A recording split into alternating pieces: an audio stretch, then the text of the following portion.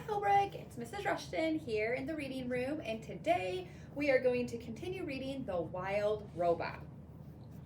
Chapter 35, The First Swim. Good afternoon, you two, said Loudwing as she waddled into the garden. Remember me, Brightbill? Loudwing, Loudwing! Very good, the old goose giggled. Now, Roz, do you know what tomorrow is? Tomorrow is swimming day, the day when all the parents take their goslings out on the pond for the first time, and you simply must bring Brightbill. Swim, swim, said the gosling, shaking his tail feathers. Brightbill can go, said Roz, but I cannot swim. I cannot go on the pond with him. I will not be able to protect him. Who'd have thought a big thing like you would be afraid of a little water? Loudwing laughed. Well, don't you worry about Brightbill. He'll be safe in the flock, and he's going to have so much fun swimming with the other goslings. We begin at sunrise, so don't be late. See you in the morning. And with that, the goose plopped into the water and glided away. Swim, swim, said the gosling. Yes, Brightbill, said the robot, staring at the pond. Swim, swim. Early the next morning, peeps and honks and splashes began echoing across the calm water. Roz and Brightbill followed a trail through the fog and over to a beach that was crawling with fluffy goslings and proud parents. Roz took a few steps into the water, and her survival instincts immediately flared up. The robot's computer brain knew that if water got inside her body, it could do serious damage. And so, as the other parents began swimming across the pond, Roz stood safely in the shallows and watched. Brightbill ran up and down the beach with the other goslings, peeping and laughing and pretending to be afraid of the tiny waves. When one wave finally pulled him in, he felt his body floating on top of the water.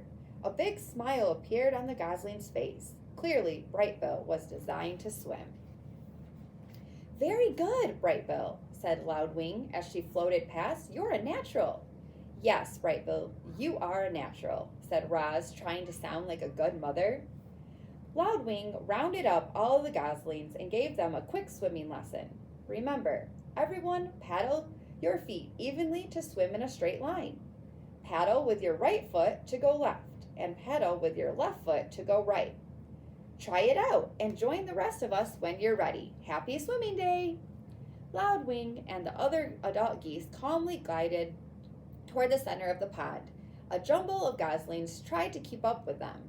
The youngsters jostled and splashed and peeped with excitement, and gradually they paddled in the direction of their parents. Only Brightbill lagged behind. Mama, swim? Roz pointed to the flock. I cannot swim. Go have fun with the other geese. You will be safe with them. The gosling took a deep breath. Then he shook his tail feathers and paddled his feet and set out on his very first swim. He drifted too far to the left. Then he drifted too far to the right. But his feet just kept paddling until he caught up to the other goslings. Roz spent the morning watching her son swim around and around the pond, and as she watched him, she felt something like gratitude. Thanks to Brightbill, the robot now had friends and shelter and help. Thanks to Brightbill, the robot had become better at surviving. In a way, Roz needed Brightbill as much as Brightbill needed Roz, which was precisely why she felt such concern when the mood on the pond suddenly changed. One moment, everything was tranquil, and the next moment, the geese were in a panic. Something was violently sloshing through the group. It was Rockmouth, the giant toothy pike. The fish had been a problem in the pond for as long as anyone could remember. But he never attacked goslings before. All the parents immediately went to protect their young. All the parents except Roz. The robot could only stand in the shallows and watch her son, left the other geese behind, and desperately swam toward his mother. Swim to me, Brightbill, quickly! The gosling kicked as fast as he could, but alone on the water, he made an easy target. The pond rippled as Rockmouth slashed below the surface. Mama, help! Squeaked Brightbill. The robot was terribly conflicted. Part of her knew she had to help her son, but another part knew she had to stay out of the deep water. Her body lurched forward and then back, again and again. as she struggled to make a decision. And then Loudwing came to the rescue. "Rockmouth, don't you dare harm that darling." The old goose fluttered over and splashed down right on the top of the fish. "Leave him alone." She pecked and kicked and beat her wings against the fish until he surrendered to the murky depths of the pond. Loudwing escorted Brightbill back to the beach, and a minute later the gosling was in his mother's arms, safe and sound. "Rockmouth isn't as dangerous as he seems," said the goose, out of breath, "but I think that's enough swimming for one day." Chapter 36. The Gosling Grows. Brightbill soon forgot about the incident with Rockmouth, and he spent his mornings cruising around the pond with the other goslings. He was becoming a great little swimmer. He was also becoming a great little speaker. "Hello, my name is Brightbill," he said to anyone who would listen. The gosling was small for his age, and he always would be, but he was growing bigger and stronger by the day. His increasing size was matched by his increasing appetite. He gobbled down grass and berries and nuts and leaves. Sometimes he'd snack on little insects. If it was edible, Brightbill would eat it. And even if it wasn't edible, he might eat it anyway. Roz felt something like fright the time she saw Brightbill swallowing pebbles on the beach. She was holding him upside down, hoping the pebbles would fall out of his mouth, when Loudwing stepped in. "Put the gosling down," said the goose with a laugh. "It's perfectly natural for Brightbill to eat a few pebbles. They'll help him digest his food, but not too many, okay, little one?" Like most youngsters, Brightbill was incredibly curious. He explored the garden and the pond and the forest floor, and he would occasionally explore neighboring homes. He would wander down some hole in the ground and say to whoever was there, "Hello, my name is Brightbill." Then a long robot arm would reach in and pull the gosling back outside. "Sorry to bother you," Roz would say in her friendliest voice. The mother and son slipped into a good nighttime routine. While the gosling slept, the robot might tend the fire if it was cool out, or gently fan him if it was warm. If he woke up hungry or thirsty, Roz brought him food or water, and whenever he had nightmares, she was always there to rock him back to sleep. Chapter 37. The Squirrel. A small squirrel was scurrying through the garden. Brightbill had never seen her before. He peered out from the nest and watched her bounce across the lawn. After a minute of spying, the gosling shook his tail feathers and waddled outside. "Hello, my name is Brightbill." The squirrel froze. Then she slowly turned around, and then she started to talk. "Hi, Brightbill, my name is Chit Chat, and I'm a 12-and-a-half-week-old squirrel, and I'm new around here, and your home is really big and round, and I don't understand why smoke sometimes comes out of it." Reader, I'm not sure how Chit Chat got enough air into her lungs to go on like that. And I'm not quite sure how Brightbill had the patience to listen, but he stood there and politely nodded as Chit Chat rambled on and on and on. "And sometimes I see you waddling behind your funny-looking mother, and you seem so nice that I thought I'd come down and introduce myself. But now I'm nervous, and I'm talking too much, and my name is Chit Chat." I think I said that already. There was a pleasant silence. Brightbill stood on one foot for a moment. Then the gosling took a deep breath and said, "It's very nice to meet you, Chit Chat. I don't think you talk too much. I think you talk just enough. And I like you, so let's be friends." A big smile appeared on the squirrel's tiny face. For once, Chit Chat was speechless. Chapter 38. The New Friendship. Chit Chat wasn't speechless for long. She'd already been alive for a whole 12-and-a-half weeks, and she wanted to tell Brightbill everything about every exciting thing and every boring thing that had ever happened to her. And so, as the new friends played and explored and ate together, the squirrel shared her stories. "I was born on the other side of the hill, and then last week I decided I was ready to build my first tree, which is what you call a squirrel nest, and now I live in that tree. with the weird bump in its trunk, she said, while the two of them kicked pebbles into the pond. One time, a weasel chased me through the treetops until he missed a branch and fell all the way down and crashed into a bush and walked away all wobbly, and he never bothered me again, she said, while the two of them crawled through the hollow log. Ew, gross. I saw you eat that ant one time. I ate a gnat by accident, and I didn't like it. All I mostly eat is acorns and bark and tree bugs, and sometimes the yummy berries that grow in your garden, she said, while the two of them took a snack break.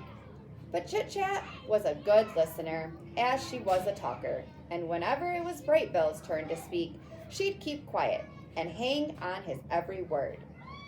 Do you know who enjoyed their conversations most of all? Our robot Roz.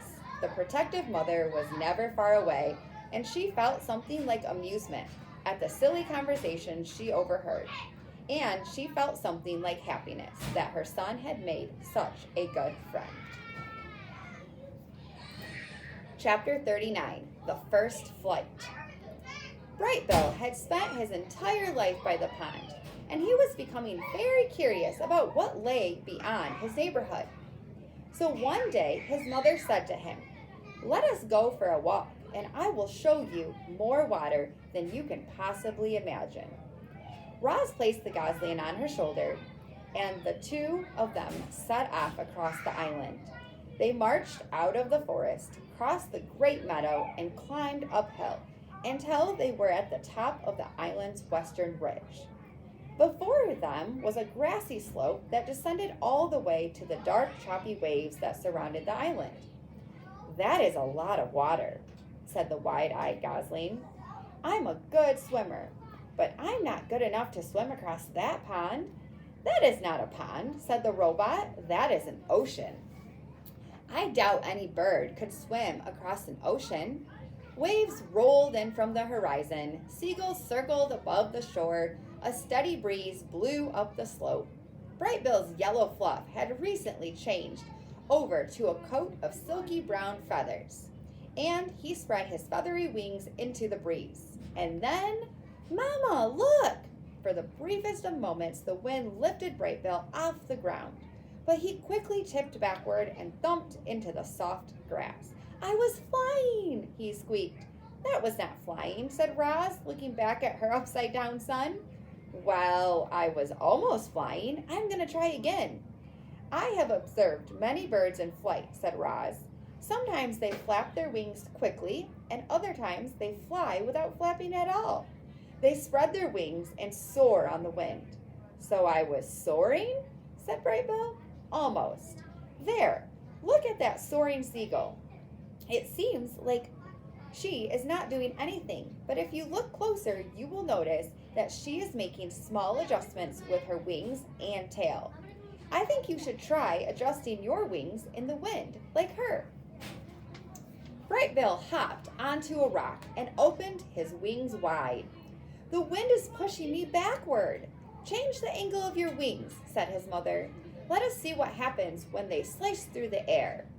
Bright Bill slowly angled his wings downward. The more he turned them down, the less the wind pushed him backward. And just as his wings leveled off, "Mama, look!" he squeaked as his feet left the ground. "I'm soaring! I'm soaring!" He hovered there for a second, rising a little higher than before, and then he sailed backward into the soft grass again. The gosling kept hopping onto the rock and kept riding the wind and kept tumbling into the grass until he started to find his wings. With each attempt, he floated a little higher and a little longer, and finally Bright Bill really did soar. He lifted high into the air and hung there, floating. He turned his wings down and felt himself drop. He wiggled his tail feathers and felt himself veering back and forth. "I'm a natural," he squeaked. "You are doing very well," said Roz, "but you do need to keep practicing." And so they spent the afternoon practicing up on the ridge. Once Bright Bill was comfortable soaring, he tried flapping his wings. He flapped high into the air, He flapped in straight lines. He flapped around and around in circles. A big smile appeared on the gosling's face. Clearly, Brightbill was designed to fly. I'm flying, Mama. I'm really flying. You are flying, said the robot. Very good. Brightbill was now a real flyer, but all that flying had worn him out. He lowered himself toward the ground and tumbled into the grass one last time. His landing still needed some work. Roz placed Brightbill on her shoulder and headed back to the nest. I can't believe I can fly now, Mama, said Brightbill in a sleepy voice. I just wish you could fly with me. And then the gosling's words were replaced by his quiet, steady breathing.